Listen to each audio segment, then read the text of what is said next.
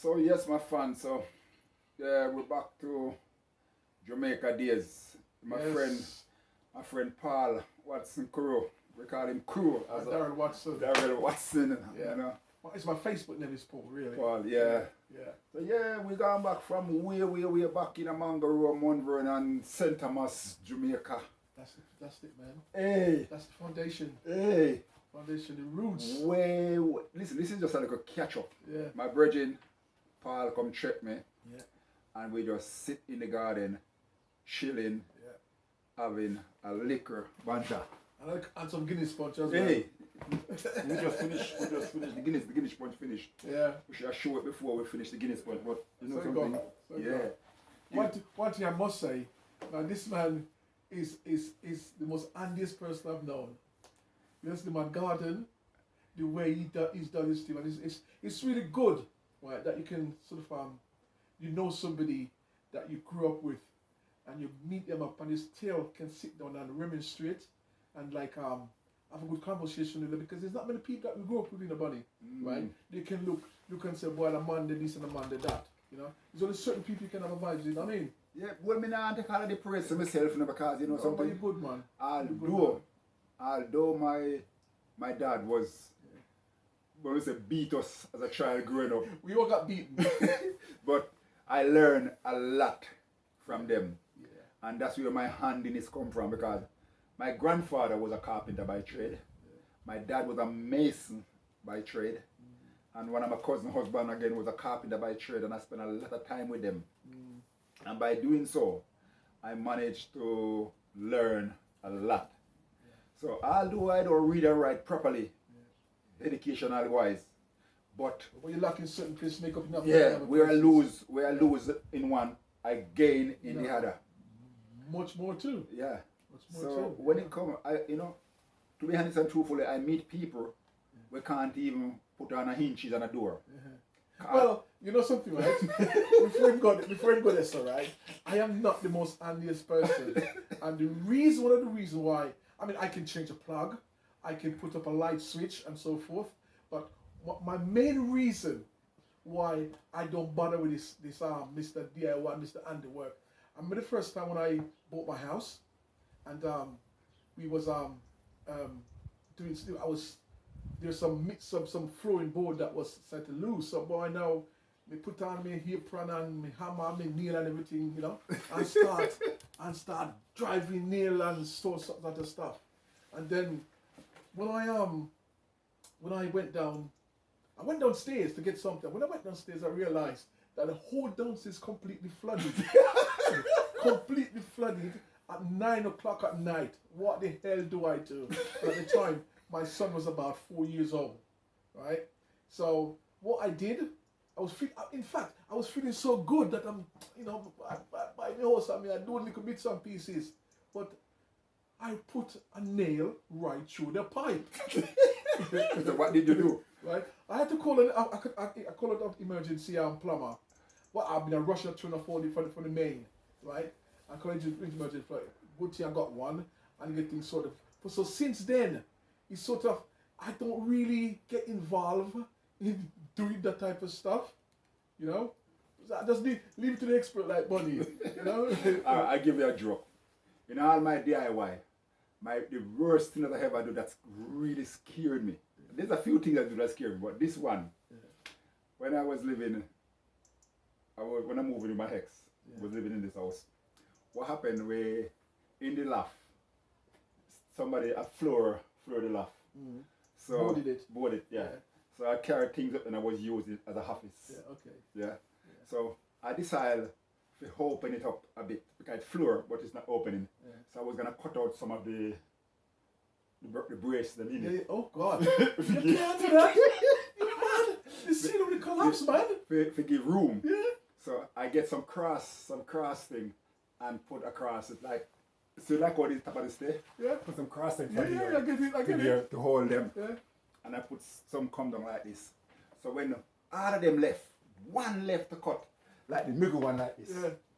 When I bust it, because I put in all of them and everything, put in all the braids in it and everything, and I stand on the floor, and I take the saw, and I cut. You're brave. I cut. And when I cut, the ceiling, the roof, move about an inch. Jesus Christ. I feel the whole roof vibrate. Uh-huh. Because although I put in all of these things, Yeah. it leave a space in it about an inch movements in it. Right. So once I cut that last piece of board and it release, it has to come down to those that may cut off. Yeah. Okay. So once I cut that thing, You're looking at dropping your head. I feel like every part of my body move because I thought the whole roof Look at was the collapse. gonna collapse. And it just come and rest. Whoa. It just come and No, rest. And I tell you something, we live in that house for about, I could say about 5-6 years after that. Yeah. I've been going up there doing my office work up there, everything, until we sell the house. I And they send us, when they put up the house for sale, obviously. they send severe. Severe Yeah. round Yeah. to Severe the house. And when the man said to me to open the loft, I tell you, Your heart. my heart dropped. Oh, God. My heart dropped. And the guy go up there and then look around and everything and he come back down. And although he come back down and he never say anything to me, It's still in the back of your mind. in the back of my mind, we still think something will come up. And we have 3 people come and inspect the property. Yeah. And the house end up selling, nobody asking the question about it. Nobody asking the question about it. Yeah. And I said, praise God, man. Yeah. So in all my DIY, there's another one that I've done where it was very dangerous. I was doing some work for a man and I drive a nail on the gas pipe. Jesus. No. That's a no. One thing I don't do about. I can deal with electric, but gas? Yeah. Gas? drive- No way. I drive a nail to the gas pipe. No way. But that one, I won't talk about that one on camera. God. There's that explosion in the army shooting yesterday. It's my mate. Was on the TV. My mate just live across the road from there. Yeah. Man.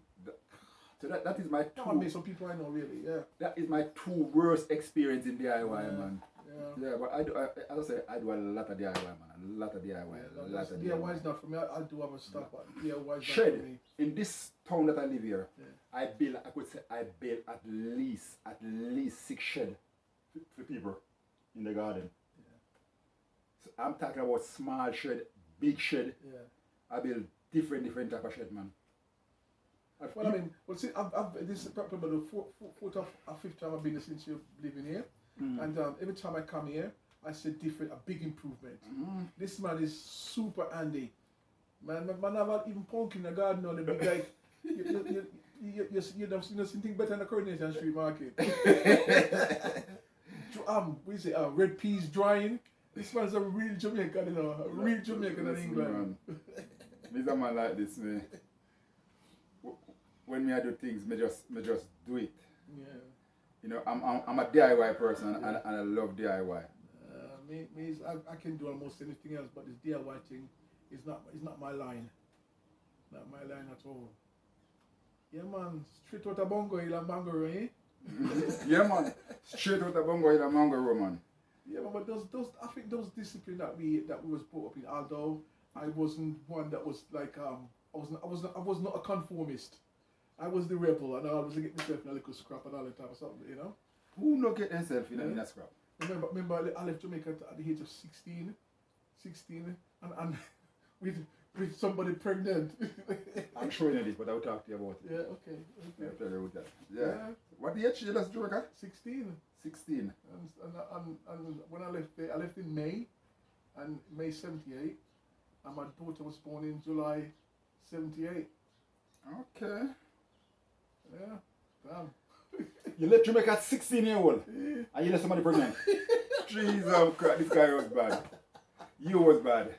You was bad. I thought me was bad, But man. the thing is about it, man, you see, them days, you know, remember it wasn't the days of technology. Yeah. TV, even that matter, even the time. Remember, we didn't have electric when it come as far as out of Bethel. It's that far. Yeah. I see the valley. When I leave Mangoro, When I left there. electric it reached as far to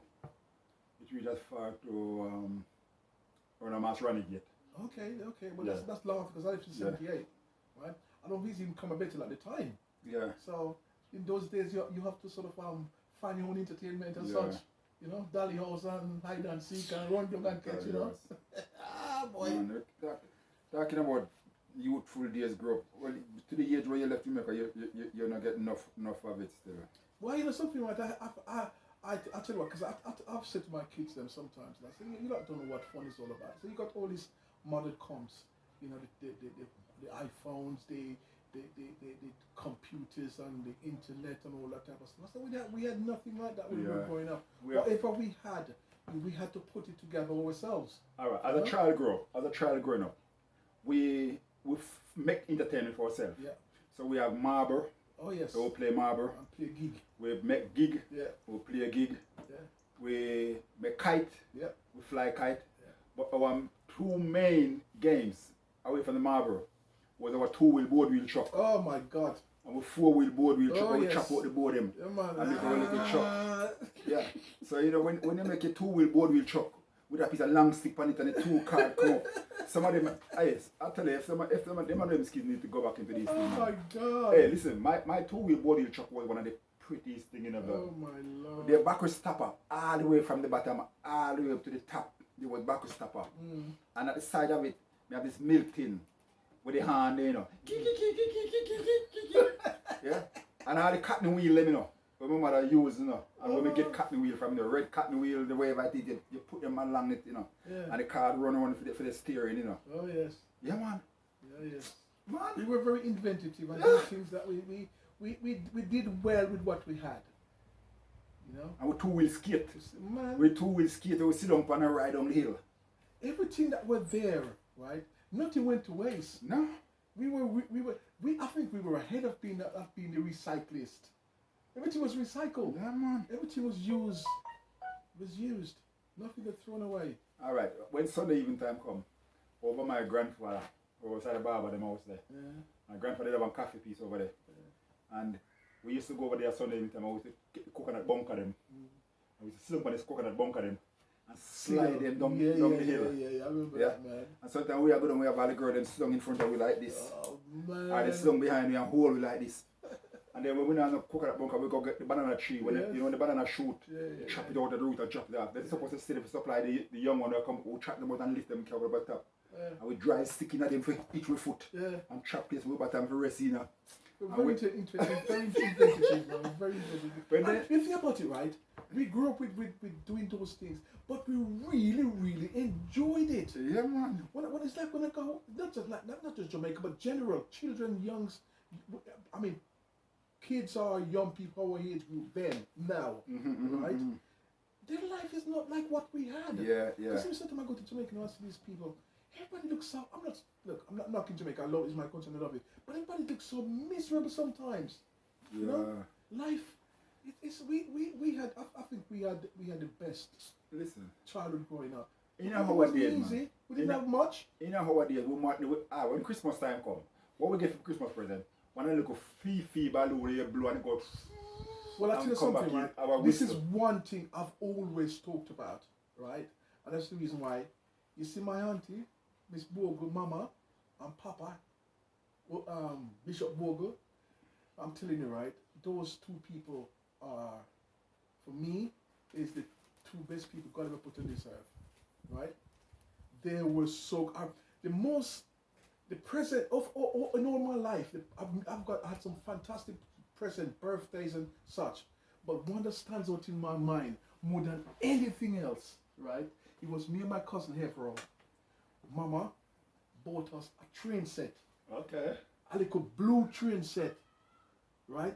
And I can never forget it because I felt like it was such, when I got it, it was such a big surprise, right? And it was so nice. And look what, I'm ended up working for train drivers now for 40 years, Wow. right? It's like they were And you see, opening up my path these to my things, life. you don't even think about these Oh things my like that. God. You never even think about things that. And I bet you even when you start to work as a train driver, you still never think about it like that. You know, it's only after I sit down and think, I start looking back and we're talking about stuff, I say, you know what? My God, these people were proactive, were thinking ahead. They were, you know, opening up the path for my life. End up being a train driver, as I said. And the most important, best person I've had was a train. You know, was a train set. That they bought. Look at those dollars, man. Then basically you get a manly man. You got all the money, man. I used to 50 cents. Used to take us to 50 pence. All right, talk 50 about cents. that, man. It's a school. When I go to school, I used to get chopans for my lunch money. Yeah. Chopans, I used to get my lunch money. Yeah. And chopans, I couldn't spend off chopans. Yeah. Because what happened, a group of us, we play marble together. Yeah. So what we used to do, we used to buy marble and play marble and sell marble. So when you go to school the morning time, in your pocket, you have a couple of marble in it, probably 6 marble in your pocket. You go to school and break time, you go play marble. Lunchtime, you play marble. Yeah, man. When school finish, you go for Jacquard, you go play marble. Marble's a big thing, man. It's a big thing, man. You marble, you steal. There's a steel word, two of one marble. Man, them things, man. My preps them stay in one pocket, and the rocks stay in the other pocket. Yeah? And my preps now I'm going to the ring. Yeah? Okay, And when I go home, I have 2 backer. One for preps, and one for rocks. So me have the prettiest marble because then they sell for bigger money. So if you want my pretty marble, you have to pay big money for it. Yeah. So when I go into school in the morning, I'm carrying the rough, the one them. Yeah. And them they are going to the ring. Yeah? And Whoa. we could have played marble good enough. My Yeah. God, man. The So- things that we did to entertain ourselves was an event. Yeah, man. It was an event. But boy, You know, a lot of these kids now, I grew up now, they don't have, the only thing they think about is mobile phone, internet. If they don't have internet on their phone, they do not communicate. yeah. They do not communicate because even sometimes, if you get in a bus now, or even not in a bus or in a train or whatever, even anywhere you're traveling, where there's other people amongst you, right? There's nobody. Everybody's so detached from one another because everybody's like this. You know. Even sometimes when my grandson come by me, I have to say to him, you know, there's a time I have some sort of human communication because it can make them become so antisocial. Internet becomes the in thing of life. And, you know, But you have to balance it when it comes to children. It has to be balanced because if you allow them, they will just sit down on it all day. all day, yeah. You know, yeah. from the wake up You in the know, morning. You know, I don't play game. No, I don't play no game at all. When this game thing, alright, I used to run a club. I used to run a youth club. I was the founder and the manager of the club. I have 5 TV in there that run with games and then different type of games. A pool table, I've exercised the football machines and them. And I tell myself, I set them up for the kids them, but I never play them. I'm not one of those. And I tell myself, I am not gonna get involved Not for me. in games. So once you start to play this thing, you get addicted to it, and it's like you don't want to stop it. Yeah. So I tell myself I will never play internet game. Yeah, that's like gambling. Yeah. I do not. The most thing I ever do is spend a couple of pounds on the lottery, but like going like. I don't even buy lottery anymore. To be honest and truthful, I used to buy lottery. I've been buying lottery for a long time, but no, I don't buy lottery anymore. You know, I still have a little flat every now and then. I win quite a few pound on lottery. Yeah. I win like £200. I win like 150, 160 £160. You're going well, £20. man. You're going well. The very, very first day lottery come out, the very first day lottery come out, I win £40 on it. Oh wow. First day it come out. But the good thing about it, right, because gambling, although people saying it's a form, it is gambling, right? But a lot of people win a little money that can drag you into become Bigger an addiction. Yeah. You know, and I've never, quite honest, I don't even know how to write out a betting slip. No, I've never. I don't know how to do it. All right, I buy a racehorse one time. Since I'm in the UK, I buy a racehorse one time. I've never bought one. And you know what about it? Somebody come to me one day and said to me, listen, this horse definitely gonna win. You can sell your house, do whatever it is, because this horse can't lose. And I said, alright, let me make a try with it. And I didn't put £5 on the horse. Nothing. Nothing.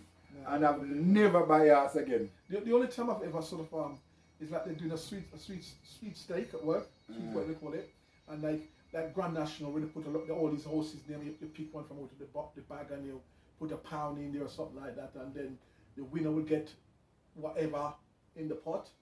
Second place get amount, third place get amount, and so forth. But So the farm sit down and like go to the bookie, and I just find that absolutely ridiculous. I really just don't get it. It's not for me. I know people.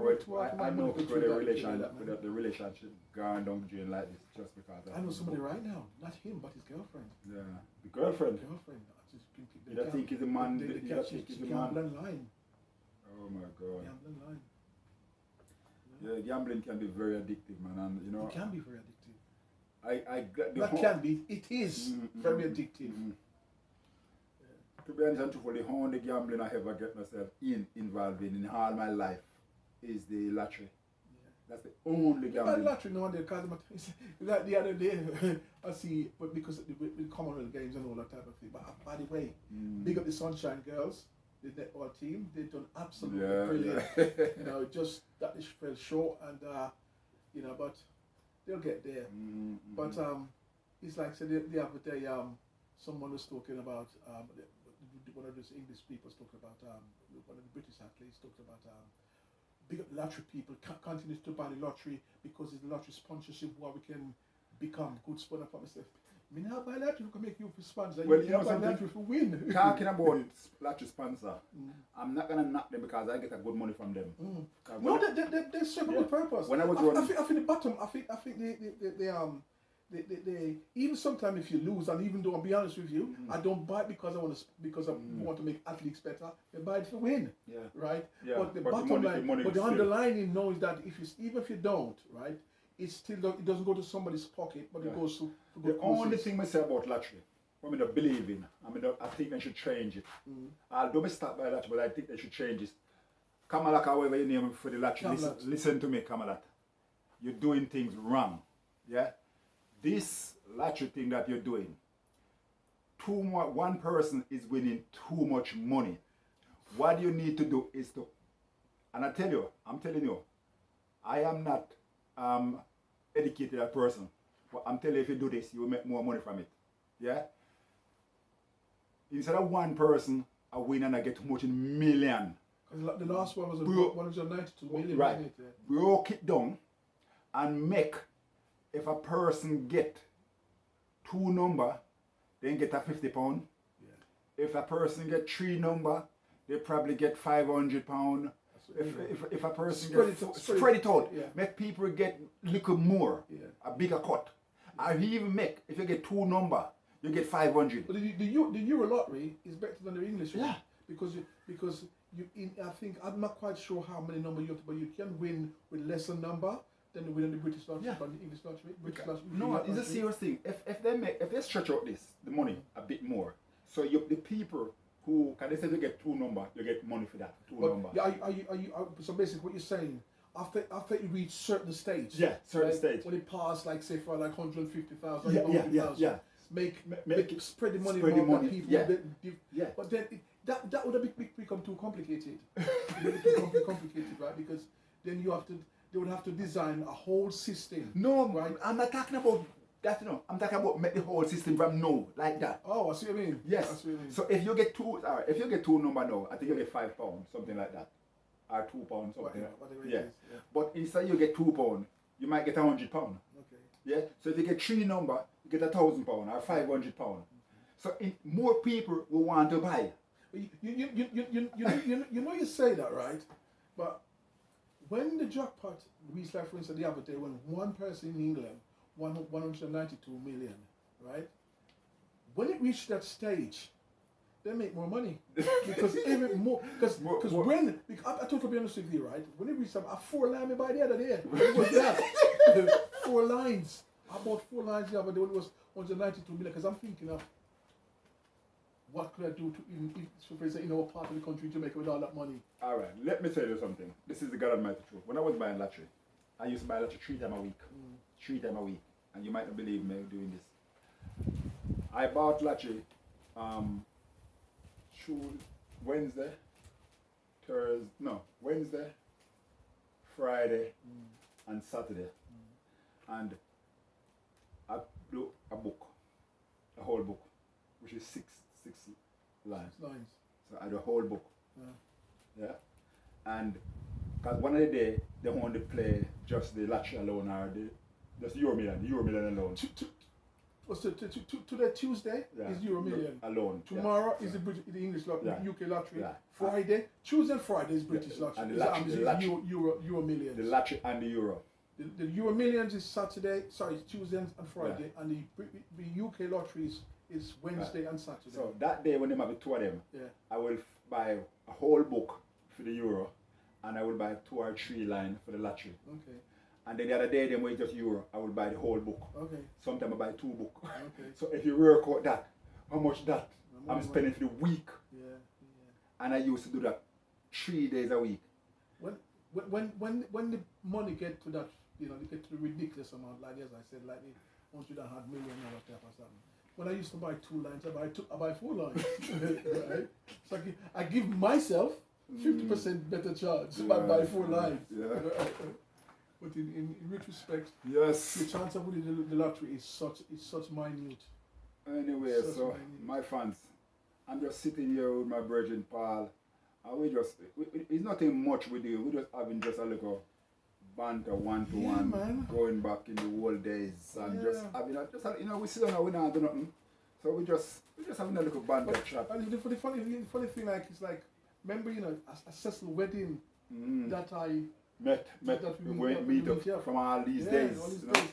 When I sat down, I said, "Isn't that funny, right? Cause that face never leaving, but faces never go, but names go, Yeah, right?" yeah. So I said, "Well, check the name." I said, "There's a bunny," but then that's where ever since we man. met, we've always stay close and get on very well. Yeah, man. You know, because sometimes me and Selika say, "Boy, you grew up with a man and the man know you and thing say, boy, sometimes you don't have nothing in common." Yeah, man. You know?